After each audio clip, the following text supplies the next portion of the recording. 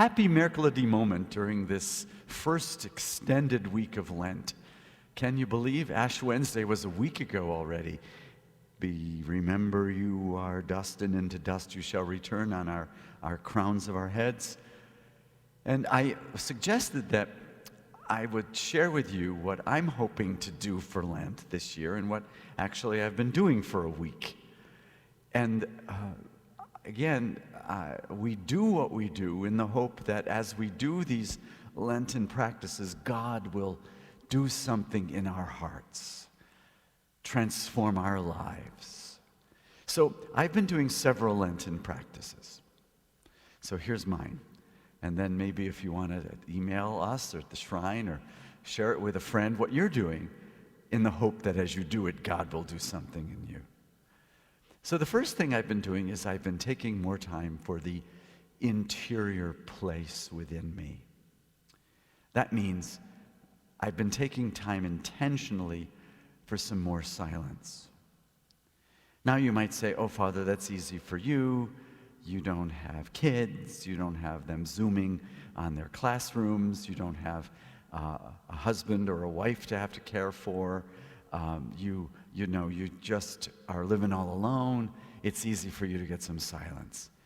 And in a real sense, that's true. That's very true. And at the same time, I would like to suggest that it's not impossible for others. It just takes a little bit more determination and intentionality. But to spend time alone and to go into the interior world is the first practice where I'm actually practicing fasting from watching TV, fasting from internet surfing. And in fasting from that, making the time I need to sit down and to make myself available to God and to the Spirit. One of the practices I use in those silent moments is a practice called the Jesus prayer. It's a prayer that's done it's sometimes called mental prayer, where in silence you allow your mind to keep repeating over and over again the ancient words, Jesus, Son of David, have mercy on me, a sinner. Or, Jesus, Son of God, have mercy on me, a sinner. And you might want to try that with me. So you take a moment of silence, and in your mind, you say those words.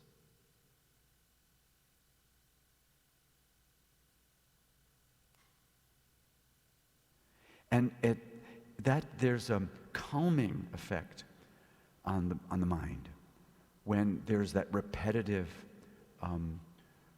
phrase in our minds going on. And it's a prayer, but the words are not as important. The words are not as important as the stillness that those words give us. As we fall deep, we go in, like the bottom drops out from our lives and we go into the interior place where God lives. So that's the first practice I've been doing more of. Spending at least a half an hour a day doing that Jesus prayer during the Lenten season, for me is an opportunity to say, okay, God, I make myself available. Here is the practice. I'm doing what I can to still my mind. Help me in the stillness and help me to know you. Do something to transform my heart. That's the first one I've been doing. Some may suggest, but isn't that what we do when we do the rosary? And in a sense, yeah.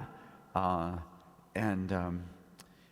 beads are another way of repeating Hail Mary, Hail Mary, Hail Mary, which lift our minds and hearts to God, which is what prayer is. But at the same time, that repetitive prayer is a form of stilling. This is why my mother used to say, well, if I can't fall asleep, I say the rosary. It's like some of us say, well, I'm going to read a student's papers or something, and that'll put me to sleep. The repetitive nature of things is a stilling quality. And the rosary certainly is one of the ways. But this year I'm using the Jesus prayer.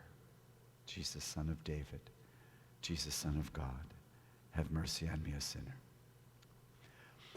The second practice during this Lenten season is almsgiving.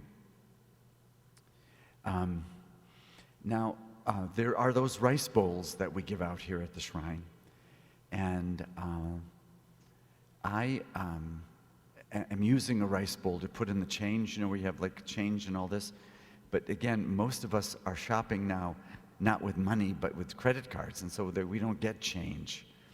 But I do have this gigantic container of change in my house. And so I make the effort to take some change and put it in the rice bowl intentionally, wanting to live in love and in solidarity with the poor. But what I have done and what I'm doing for the past week is that I've been going out to these heated outdoor places now, and we can eat safely in restaurants.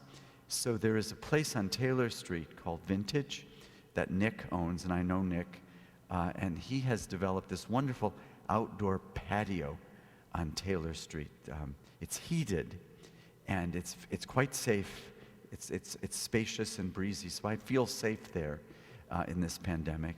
And I'll go out for lunch either with myself or with one of the priests in the area or a friend, and I'll eat in the back. And I always have the same thing: Mediterranean salad, no cheese. And then occasionally, if it's not Friday, for instance, I'll have some grilled chicken. But if it's Friday, it's just a plain salad. But if I go out, the second practice I'm doing for almsgiving, rather than just the rice bowl, which I am doing, is I make sure I tip better. Because some of these waiters and waitresses are they're making either minimum wage, or they're not having a lot of work. There's not a lot of people at the restaurants. So I figured one way to help people out who are working, but perhaps not making enough money to provide for their families, they depend on tips. And so I will tip better. Like instead of 15%, I might do 20 or 30% as a way of almsgiving. And certainly that can be true too if we have delivery. I know some folks have the delivery from Whole Foods or delivery from Grubhub or some other place. That is an easy place to make an extra little tip to help people as a sign of almsgiving. So those are two of the things that I do. And stay tuned for next Mercoledi Moment. I'll tell you if I'm doing anything more for Lent. So I wishing you peace during these Lenten days as February now comes to an end. And believe it or not, today, February 24th, is 11 months till Christmas Eve. So I'm wishing you a lot of peace, and may this sacred time of Lent truly be a time where we allow God to touch our lives by our Lenten practices. Happy Mercoledi Moment.